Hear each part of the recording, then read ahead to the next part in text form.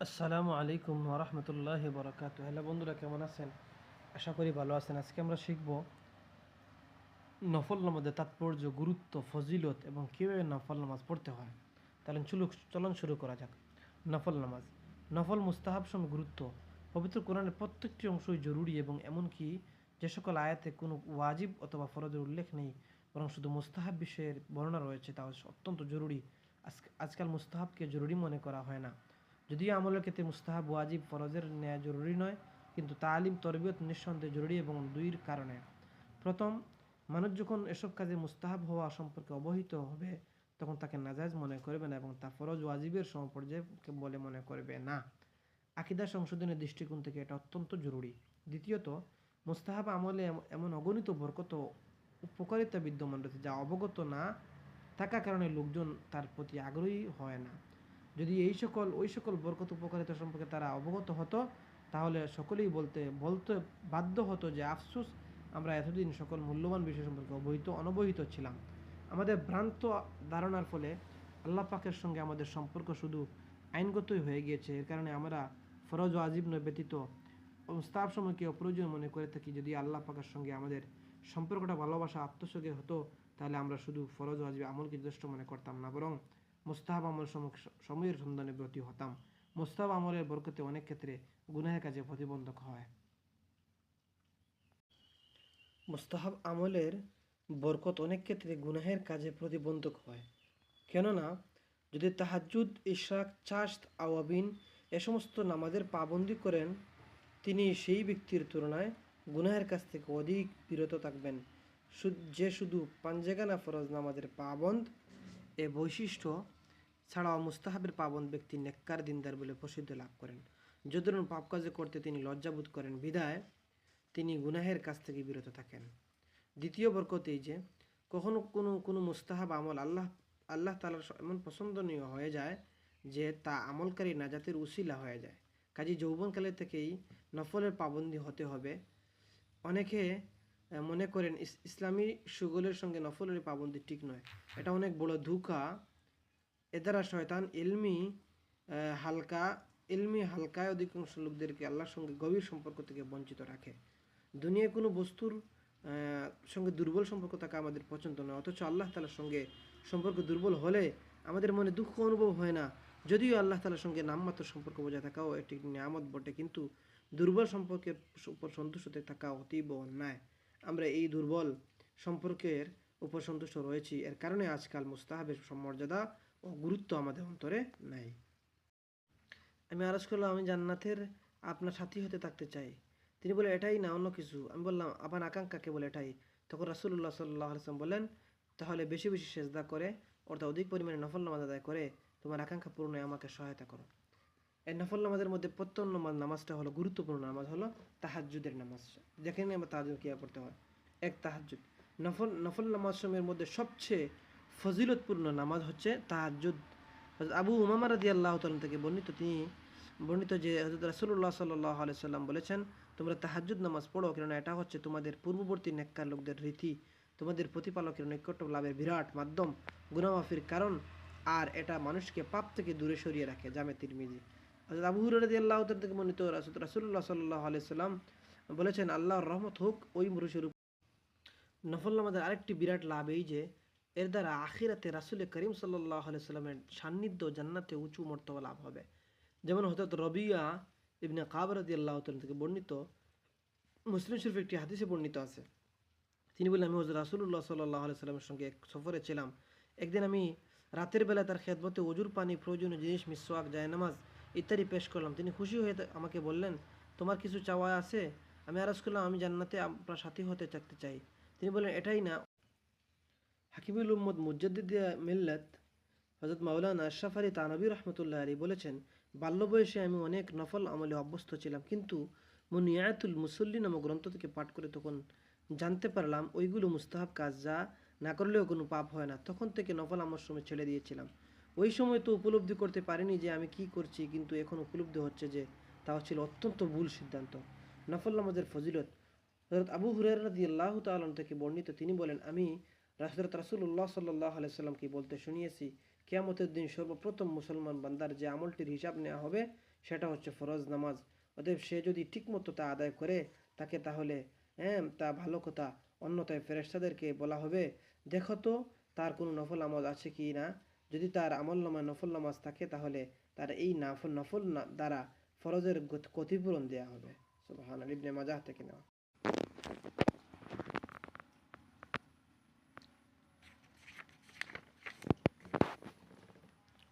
উল্লেখ্য, সময় কম থাকলে বা অন্য কোনো অপারগতা থাকলে উক্ত নামাজ 2 রাকাত পড়া যায়। ইশরাকের নামাজ একটা নফল নামাজ। ফজরের নামাজের পর জায়নামাজে বসে আল্লাহ পাকের জিকির তাসবিহ অথবা তিলাওয়াতের মশগুল থেকে সূর্য একটু উপরে উঠে গেলে 2 অথবা 4 রাকাত নামাজ আদায় করবে। এটাই ইশরাকের নামাজ। আনাস রাদিয়াল্লাহু তাআলা আনহু বলেন, হযরত রাসূলুল্লাহ সাল্লাল্লাহু আলাইহি ওয়াসাল্লাম ইরশাদ করেছেন, যে ব্যক্তি জামাতের সঙ্গে ফজরের নামাজ আদায় করে সূর্য ওঠা পর্যন্ত আল্লাহর জিকিরে বসে থাকে এবং তারপর 2 রাকাত নামাজ আদায় করে নেয়, তার আমলনামায় একটি পূর্ণ হজ ও একটি পূর্ণ উমরার সব লিখে দেওয়া হয়। সুবহানাল্লাহ। আবু যর রাদিয়াল্লাহু তাআলা আবু দারদা রাদিয়াল্লাহু তাআলা থেকে হাদিসে কুদসি বর্ণিত আছে, মহান আল্লাহ বলেন, হে আদম সন্তান, তুমি দিনের প্রথমাংশে আমার জন্য 4 রাকাত নামাজ আদায় করে নাও এবং দিনের শেষ পর্যন্ত তোমার সব কিছু সুন্দরভাবে আঞ্জাম দিয়ে দিব। জামে তিরমিজি। আরেকটি নফল নামাজ হচ্ছে চাশতের নামাজ। আনাস রাদিয়াল্লাহু তাআলা থেকে বর্ণিত, নবী সাল্লাল্লাহু আলাইহি সাল্লাম এর ইরশাদ করেন, যে ব্যক্তি চাশতের 12 রাকাত নামাজ আদায় করবে আল্লাহ তার জন্য বেহেশতের সোনার অট্টালিকা তৈরি করে দিবেন। সুবহানাল্লাহ। আবু দাউদ শরীফ হযরত বুরাইদা রাদিয়াল্লাহু তাআলা বর্ণিত চাশতের সময়ের 2 রাকাত নামাজকে যথেষ্ট বলা হয়েছে। আরেকটি নফল নামাজ হচ্ছে আউয়াবিনের নামাজ। আবু হুরায়রা রাদিয়াল্লাহু তাআলা থেকে বর্ণিত, তিনি বলেন, রাসূলুল্লাহ সাল্লাল্লাহু আলাইহি সাল্লাম ইরশাদ করেছেন, যে ব্যক্তি মাগরিবের পর 6 রাকাত নামাজ আদায় করবে, এর মাঝে কোনো খারাপ কথা বলবে না, তার এই নামাজকে 12 বছরের ইবাদতের সমান গণ্য করা হবে। সুবহানাল্লাহ। হাদিসে বর্ণিত আছে, যে ব্যক্তি মাগরিবের নামাজের পর 6 রাকাত নফল পড়বে, তার পাপরাশি সমুদ্রের ফেনা পরিমাণ হলেও আল্লাহ তাআলা তার মাফ করে দিবেন। আয়েশা সিদ্দিকা রাদিয়াল্লাহু তাআলা থেকে বর্ণিত, তিনি বলেন, হযরত রাসূলুল্লাহ সাল্লাল্লাহু আলাইহি সাল্লাম ইরশাদ করেছেন, যে ব্যক্তি মাগরিবের পর 20 রাকাত নামাজ আদায় করবে আল্লাহ তাআলা তার জন্য বেহেশতে একটি মহল তৈরি করে দিবেন। সুবহানাল্লাহ। ইরশাদ করেন, যে ব্যক্তি আসরের নামাজের পূর্বে 4 রাকাত নফল নামাজের পাবন্দি করবে আল্লাহ তাআলা তার জন্য জান্নাতে একটি ঘর নির্মাণ করবেন। সুবহানাল্লাহ। উম্মে সালামা রাদিয়াল্লাহু আনহা বর্ণনা করেন, প্রিয় নবী সাল্লাল্লাহু আলাইহি সাল্লাম ইরশাদ করেছেন, যে ব্যক্তি আসরের পূর্বে 4 রাকাত নফল নামাজ পড়বে আল্লাহ তাআলা তার দেহকে জাহান্নামের জন্য হারাম করে দিবেন। তারকিব। আলী রাদিয়াল্লাহু তাআলা থেকে বর্ণিত, রাসূল পাক সাল্লাল্লাহু আলাইহি সাল্লাম ইরশাদ করেন, যে ব্যক্তি আসরের পূর্বে 4 রাকাত নফল নামাজ পড়বে সে জমিনে চলবে এমন অবস্থায় যেন তার গুনাহগুলো ক্ষমা করে দেওয়া হয়েছে। সুবহানাল্লাহ। তাহাজ্জুদ নামাজের সহজ পন্থা। ইবনে আবিদিন শামী রাহমাতুল্লাহ আলাইহি হাদিসে উপস্থাপনা করেন, মা সাল্লা আলা মা সাল্লা বা'দা সালাতিল ইশাই ক্বাবলা আন-নাওমি ফাহুয়া মিনাল লাইল। ইশার নামাজের পর শোয়ার আগে নফল পড়লে তাহাজ্জুদের মধ্যে পরিগণিত হবে। সুতরাং ভিতরের নামাজের পূর্বে 2 রাকাত নফল আদায় করাকারী আসহাবুল লাইলের অন্তর্ভুক্ত হবেন। এই হাদিসের আলোকে আল্লামা শামী রাহমাতুল্লাহ উল্লেখ করেন, যে ব্যক্তি ভিতরের আগে 2 রাকাত নফল পড়লো সেজন্য তাহাজ্জুদের সুন্নত আদায় করে নিল। যেহেতু প্রিয় নবী সাল্লাল্লাহু আলাইহি ওয়াসাল্লাম সবসময় ভিতরের নামাজের শেষে আদায় করতেন, সুতরাং এটাই উত্তম যে উলামা কেরামের মতে ভিতরের নামাজের পর নফল জায়েজ আছে। কেউ শেষ রাতে জেগে তাহাজ্জুদ পড়তে না পারলে ঈশা নামাজের পরই এই নামাজ আদায় করে নিতে পারে। এভাবে তাহাজ্জুদের ফজিলত লাভ করা যায়। তবে এতে ঈশার শেষ রাতে তাহাজ্জুদ সমান সওয়াব পাওয়া যাবে না। আসরের পূর্বে 4 রাকাত সুন্নত নামাজ এই নফল। উম্মুল মুমিনিন উম্মে হাবিবা রাদিয়াল্লাহু তাআলা আনহা থেকে বর্ণিত, প্রিয় নবী সাল্লাল্লাহু আলাইহি ওয়াসাল্লাম ইরশাদ করেন, যে ব্যক্তি আর এটা মানুষকে পাপ থেকে দূরে সরিয়ে রাখে। আবু হুরায়রা রাদিয়াল্লাহু থেকে বর্ণিত, হযরত রাসূলুল্লাহ সাল্লাল্লাহু আলাইহি ওয়াসাল্লাম বলেছেন, আল্লাহর রহমত হোক ওই পুরুষের উপর যে রাতের তাহাজ্জুদ পড়লো, নিজের স্ত্রীকে জাগ্রত করলো, ফলে সেও তাহাজ্জুদ আদায় করে নিল। স্ত্রীটা উঠতে না পারলে চাইলে সে মুখে পানি ছিটিয়ে দিল। ঘুম উভয়কে তাকেও তাহাজ্জুদ শরীক করলো। মহান আল্লাহর রহমত হোক ওই স্ত্রীর উপর যে রাতে উঠে তাহাজ্জুদ পড়লো এবং নিজের স্বামীকেও জাগিয়ে দিল, ফলে সে তাহাজ্জুদ আদায় করে নিল।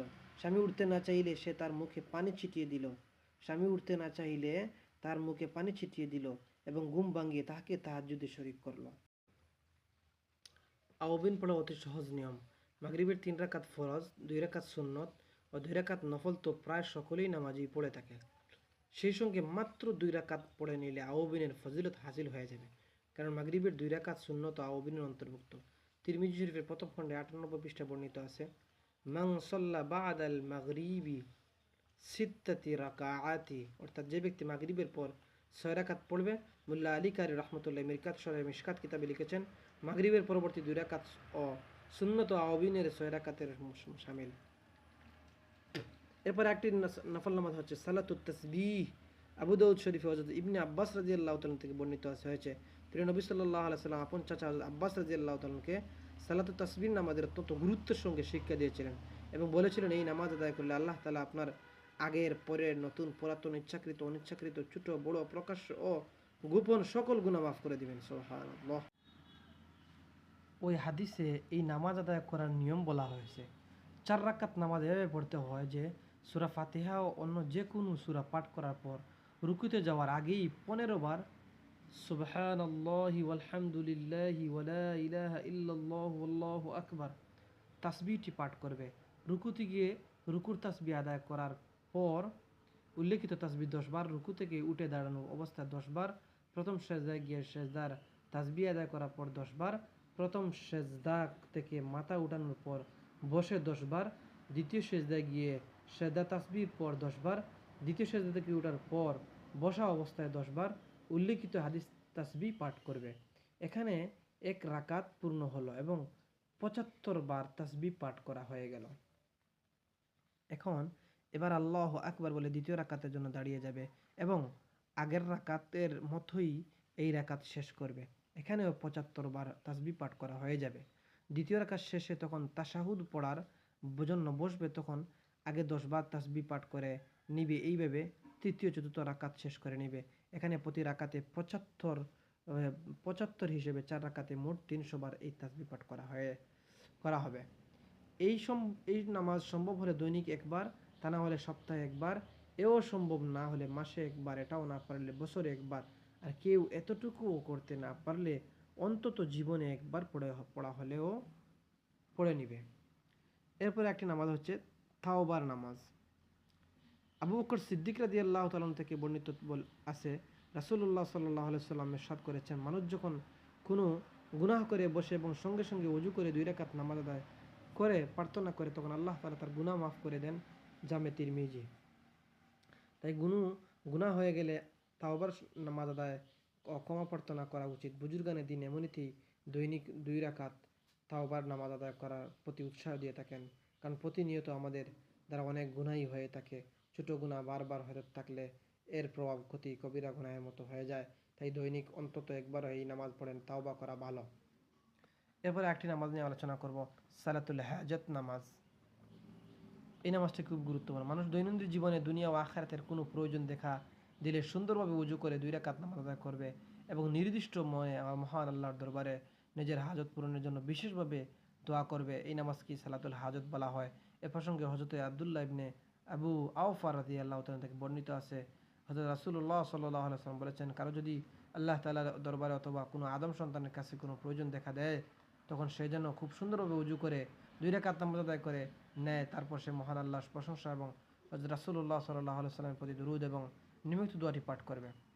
দোয়াটি হচ্ছে লা ইলাহা ইল্লাল্লাহুল হালিমুল কারীম সুবহানাল্লাহি রাব্বিল আরশিল আযীম ওয়ালহামদুলিল্লাহি রাব্বিল আলামিন আসআলুকা মুজিবাতি রাহমাতিক ওয়া আযাইমা মাগফিরাতিক ওয়াল গনিমাতা মিন কুল্লি বিররিন والسلامة من كل إثم لا تدع لي ذنبا إلا غفرته ولا هما إلا فرجته ولا ولا ب ولا ولا الدنيا والآخرة هي لك رضا إلا دينا إلا قضيته ولا حاجة من حوائج الدنيا والآخرة هي لك رضا إلا دينا إلا قضيته ولا حاجة من حوائج قضيتها يا أرحم الراحمين। এই দোয়াটি মুখস্থ করে নেবে। মুখস্থ করে দোয়াটি আপনারা শিখে পড়বেন। দোয়াটির অর্থ হচ্ছে হে সহনশীল দয়ালু আল্লাহ, কোনো মাবুদ নেই, বিশাল আরশের অধিপতি আল্লাহ পবিত্র ও সবই আল্লাহর জন্য, যিনি সমগ্র জাহানের প্রতিপালক। তোমার কাছে তোমার রহমতের মাধ্যমে কমার উসিলা সমস্ত কাজের সুযোগ, সমস্ত গুনাহ থেকে নিরাপত্তা এবং নিষ্কৃতি কামনা করছে, হে মেহেরবান খোদা, তুমি আমার সমস্ত গুনাহ ক্ষমা করো, আমার সকল চিন্তা দূর করো, আমার সকল ঋণ পরিশোধ করো এবং আমার দুনিয়া আখিরাতে কেমন পর্যন্ত যাতে তোমার সন্তুষ্টি রয়েছে তা পূরণ করো। আপনি যদি সালাতুল হাজাত নামাজ পড়েন, এই সালাতুল হাজাত নামাজটা পড়েন, পরে আপনি দুয়াটা পড়তে নাও পারেন, আপনার মনের ভাষায়, আপনার বাসায় আপনি খোলা মনে আপনি আল্লাহ তাআলার কাছে বলতে পারবেন। এই দোয়াটা পড়তে হবে তা নয়, এই দোয়াটা পড়েন, পারলে মুখস্থ করেন, না পারলে আপনি আপনার মনের মতো দোয়া করেন, আল্লাহর কাছে কাকুতি মিনতি করে আল্লাহর কাছে দোয়া করেন। এরপর একটা নামাজ হচ্ছে তাহিয়াতুল ওযু। হযরত উকবা ইবনে আমির রাদিয়াল্লাহু তাআলা থেকে বর্ণিত, হযরত রাসূলুল্লাহ সাল্লাল্লাহু আলাইহি সাল্লাম বলেছেন, যে কোনো মুসলমান বান্দা অজু করে এবং সুন্দরভাবে অজু করার পরে চিত্রে 2 রাকাত নামাজ আদায় করে, এটা তার জন্য বেহেশতে অবিতারিত হয়ে যায়। সুবহানাল্লাহ। মুসলিম শরীফ থেকে হাদিস থেকে নেওয়া আছে। হযরত আবু হুরায়রা রাদিয়াল্লাহু তাআলা বর্ণিত আছে, মিরাজ থেকে ফেরার পর ফজরের নামাজের সময় হযরত রাসূলুল্লাহ সাল্লাল্লাহু আলাইহি সাল্লাম বিলাল রাদিয়াল্লাহু আনহুকে বললেন, হে বিলাল, বলো তো ইসলাম গ্রহণের পর তুমি সবচেয়ে আশাপ্রদ কি আমলটি করেছো? কেননা আমি বেহেশতে আমার আগে আগে তোমার জুতার শব্দ শুনতে পেয়েছি। বিলাল উত্তরে বললেন, আমি তেমন আশাপ্রদ কোনো আমল তো করিনি, তবে দিনে অথবা রাতে বেলায় আমি যখনই অজু করেছি তখন এই অজু দিয়ে আমার ভাগ্যে যতটুকু ছিল কিছু নামাজ আদায় করে নিয়েছি। হযরত রাসূলুল্লাহ সাল্লাল্লাহু আলাইহি ওয়াসাল্লাম বললেন, এটাই তোমার ওই মর্যাদার কারণ। সুবহানাল্লাহ। সহিহ বুখারী এবং মুসলিম শরীফের হাদিসটা। এরপর একটা নামাজ হচ্ছে তাহিয়াতুল ওযুর নামাজ। মসজিদে প্রবেশ করার সময়টি যদি নিষিদ্ধ, আপনি মসজিদে প্রবেশ করেছেন, করার পরে যদি সময়টি নিষিদ্ধ মাকরুহ না হয়, তাহলে এই 2 রাকাত নামাজ আদায় করে নিবে। হাদিসে বর্ণিত এই সময়ের নামাজকেই তাহিয়াতুল মসজিদ অথবা দুখুল মসজিদ সময় নামাজ বলা হয়। মসজিদ যেহেতু আল্লাহ তাআলা ইবাদতের স্থান এবং এই উদ্দেশ্যেই এটা তৈরি করা হয়ে থাকে, তাই সেখানে পৌঁছে এই উদ্দেশ্যে প্রতি সম্মান প্রদর্শন এবং তার দাসত্বের স্বীকৃতি প্রদানের জন্য নামাজের মাধ্যমে বান্দা আল্লাহ দরবারে শ্রদ্ধা লুটিয়ে পড়বে। এটাই হচ্ছে এই নামাজের তাৎপর্য। তাই কেউ যদি মসজিদে এসেই সুন্নত নামাজ আদায় শুরু করে দেয়, অথবা তার মধ্যে তাহিয়াতুল নামাজের নিয়ত করে দেয়, তাহলে এই উদ্দেশ্যে দিতে হবে, এই নামাজই তাহিয়াতুল নামাজের স্থল আবিষ্কৃত হয়ে যাবে। এরপর একটা নামাজ হচ্ছে সালাতুল কুসুফ। এই মহাবিশ্বের সূর্য চন্দ্র আল্লাহ তাআলার কুদরতের 2টি নিদর্শন। এদের আবর্তন বিবর্তন তার নির্ধারিত নিয়মের অধীনে। আবর্তনকালে সূর্য চন্দ্র পৃথিবী যখন একই সরল রেখায় উপনীত হয় এবং চন্দ্র মধ্যখানে থাকে, তখন সূর্যগ্রহণ, আর পৃথিবী মধ্যখান থাকে তখন চন্দ্রগ্রহণ হয়। চন্দ্র সূর্যের গ্রহণে পৃথিবীতে অস্বাভাবিক ভীতিকর অবস্থা সৃষ্টি করে। গ্রহণকালে পশু পক্ষীদের মধ্যে একটা ভীতির ভাব পরিলক্ষিত হয়। পশু চরিত্র বিশেষজ্ঞ বলেন, চন্দ্রগ্রহণ আর সূর্যগ্রহণের সময় প্রাণীদের, বিশেষ করে পাখিদের মধ্যে এক ধরনের ভীতির আচার আচরণ চোখে পড়ে। হযরত রাসূলুল্লাহ সাল্লাল্লাহু আলাইহি সাল্লাম কোনো বিপদের আশঙ্কা দেখা দিলে, বিশেষ করে সূর্যগ্রহণের সময় অত্যন্ত ব্যস্ত হয়ে পড়তেন এবং যতক্ষণ না গ্রহণ ছাড়ত সাহাবী রাদিয়াল্লাহু আনহুকে তিনি নামাজ ও দোয়া মশগুল থাকতেন। সাধারণ সূর্যগ্রহণ নামাজকে কুসুফ এবং চন্দ্রগ্রহণ নামাজকে খুসুফ বলে, তবে কখনো একে অন্যের অর্থে ব্যবহৃত হাদিসে এরূপ ব্যবহৃত হয়েছে। সূর্যগ্রহণের সময় 2 রাকাত নামাজ আদায় পড়া সুন্নত। সূর্যগ্রহণের নামাজ জামাতের সঙ্গে পড়তে হয়। এই নামাজে ইমামতের হকদার সমকালীন মুসলমান বাদশাহ তার নিযুক্ত ব্যক্তি। এক বর্ণনা অনুসারে প্রত্যেক মসজিদের ইমাম লোকদের নিজ নিজ মসজিদে জমা করে সূর্যগ্রহণের সময় নামাজ পড়বেন। যদি ইমাম না পাওয়া যায়, প্রত্যেকে একা একা পড়বে এবং মহিলাগণ নিজ নিজ গৃহে পৃথকভাবে পড়বে। কুসুফের নামাজের জন্য আজান ইকামত নেই। পাড়ার লোকদেরকে জমা করার জন্য আসসালাতু জামিআ, নামাজে চলো বলে একজন লোক উচ্চস্বরে ঘোষণা করবে। সালাতুল খুসুফের নিয়ত এভাবে করবে, 2 রাকাত কুসুফের নামাজ পড়েছি। সালাতুল খুসুফের মধ্যে সূরা বাকারা নামের ন্যায় অনেক লম্বা কিরাত পড়া, রুকু সিজদা দীর্ঘক্ষণ করা সুন্নত। কিরাতে চুপি চুপি পড়বে। নামাজ শেষে ইমাম কেবল রুক হয়ে বসে লোকদের নিকট মুখ করে দাঁড়িয়ে যতক্ষণ পর্যন্ত সূর্যগ্রহণের সম্পূর্ণ না ছুটে, ততক্ষণ পর্যন্ত হাত উঠিয়ে দোয়া এবং নিজেদের কৃতকর্মের পাপের জন্য ক্ষমা প্রার্থনা করতে থাকবেন। মুত্তাকিগণ আমিন বলতে থাকবেন। ফলকতা গ্রহণ না ছুটা পর্যন্ত দুনিয়ার কাজকর্ম বন্ধ রেখে নামাজ, দোয়া ইত্যাদি ইবাদত বন্দেগী এবং আল্লাহর দরবারে কান্নাকাটি করতে তত উচিত। অবশ্য যদি গ্রহণের ছুটার পূর্বে সূর্য অস্ত থাকে, কোন ফরজ নামাজ ওয়াক্ত হয়, তবে দোয়া ছেড়ে নামাজ পড়ে নেবে। সূর্যগ্রহণের নামাজের জন্য গোসল করা মুস্তাহাব। এখন আছে সালাতুল খুসুফ। চন্দ্রগ্রহণের সময় 2 রাকাত নামাজ পড়া সুন্নত, তবে এই নামাজে জামাতের সুন্নত নয়। প্রত্যেকে পৃথকভাবে নামাজ পড়বে, নিজ ঘরে পড়বে, মসজিদে যাওয়ার সুন্নত নয়। চন্দ্রগ্রহণের নামাজের জন্য গোসল করা মুস্তাহাব। 2 রাকাত সালাতুল খুসুফের নিয়ত আমি এমনভাবে করবে, আমি 2 রাকাত খুসুফের নামাজ পড়ছি, 13 সালাতুল ইস্তিখারা, এটি নামাজ। এই নামাজটা হচ্ছে অত্যন্ত গুরুত্বপূর্ণ নামাজ, খুবই গুরুত্বপূর্ণ ইম্পর্টেন্ট নামাজ। এই নামাজটা হচ্ছে ইস্তিখারা শব্দের অর্থ কল্যাণ মঙ্গল প্রার্থনা করা। নিজের অক্ষমতা ও দুর্বলতা প্রকাশ করে কোনো কাজের আগে যেন আল্লাহ তাআলার সঙ্গে পরামর্শ করে নেওয়া। হাদিস শরীফে বলা হয়েছে, যে ব্যক্তি ইস্তিখারা করে কাজ করে সে অনুতপ্ত, লজ্জিত হয় না। ইস্তিখারার নিয়ম প্রসঙ্গে বুখারী শরীফে হযরত জাবির রাদিয়াল্লাহু তাআলা থেকে বর্ণিত আছে, রাসূলুল্লাহ সাল্লাল্লাহু আলাইহি ওয়াসাল্লাম আমাদেরকে সকল গুরুত্বপূর্ণ কাজে ইস্তিখারা করার বিষয়টি এমনভাবে শিক্ষা দিতেন যেভাবে তিনি আমাদেরকে কোরআন পাকের কোনো সূরা শিক্ষা দিতেন। তিনি বলতেন, তোমাদের কেউ যখন কোনো গুরুত্বপূর্ণ কাজে ইচ্ছা করে তখন সে যেন 2 রাকাত নফল নামাজ আদায় করে নেয় এবং এই দোয়া পাঠ করে, আল্লাহুম্মা ইন্নী আস্তাগফিরুকা বিইলমিকা ওয়াস্তাকদিরুকা বিকুদরাতিকা ওয়াসআলুকা মিন ফাযলিকাল আযীম فإنك تقدر ولا أقدر وتعلم ولا أعلم وأنت علام الغيوب اللهم إن كنتم تعلموا أن هذا الأمر বলার সময় নিজের উদ্দেশ্য কথা স্মরণ করবে। হাদাল আমর এখানে পড়বে খাইরুলি ফি দীনি ওয়া মাআশি ওয়া আকিবাতি আমরি ফাকদিরহু লি ওয়াসিরহু লি সুম্মা বারিক লি ফিহি ওয়া ইন কুনতা তা'লামু আন্না হাযাল আমর। বলার সময় নিজের উদ্দেশ্য কথা স্মরণ করবে। হাদাল আমর এখানে পড়বে, এইভাবে দোয়াটা পড়ে নিবে। এইভাবে উচ্চারণটা এখানে দেওয়া আছে, আপনারা উচ্চারণটা দেখে নেবেন। এই দুনো দোয়ার উচ্চারণ, বাংলা উচ্চারণ দেওয়া আছে, আপনারা দেখে নেবেন, পড়ে নেবেন। এখান থেকে বাংলা উচ্চারণটা আপনারা শিখে নেন।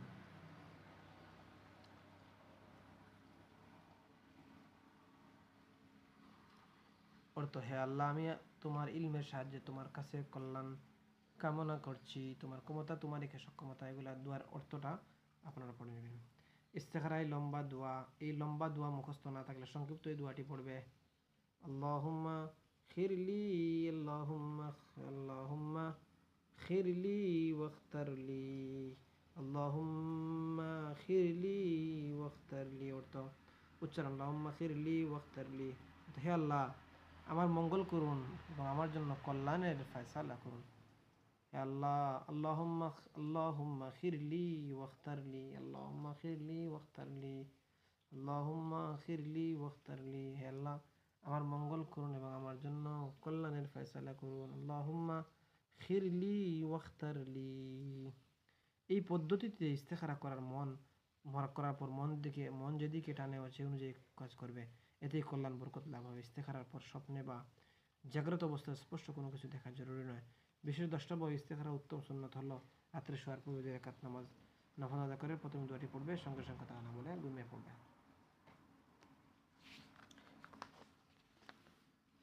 ইস্তিসকার নামাজ, এটা যখন অনাবৃষ্টিতে লোকের কষ্ট হতে থাকে তখন 2 রাকাত নামাজ আদা করবে, এটা হলো ইস্তিসকার নামাজ।